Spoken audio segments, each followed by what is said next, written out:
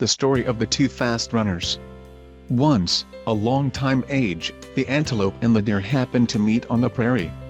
They spoke together, giving each other the news, each telling what he had seen and done. After they had talked for a time, the antelope told the deer how fast he could run, and the deer said that he could run fast too, and before long each began to say that he could run faster than the other. So they agreed that they would have a race to decide which could run the faster, and on this race they bet their galls. When they started, the antelope ran ahead of the deer from the very start and won the race, and so took the deer's gall.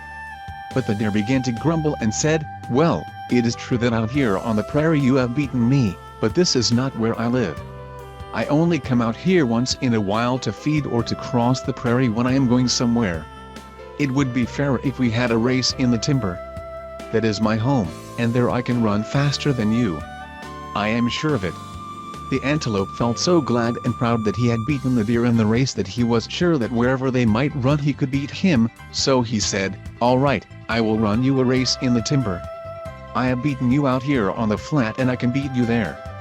On this race they bet their dew claws. They started and ran this race through the thick timber, among the bushes, and over fallen logs, and this time the antelope ran slowly, for he was afraid of hitting himself against the trees or of falling over the logs. You see, he was not used to this kind of traveling. So the deer easily beat him and took his dew claws. Since that time the deer has had no gall and the antelope no dew claws.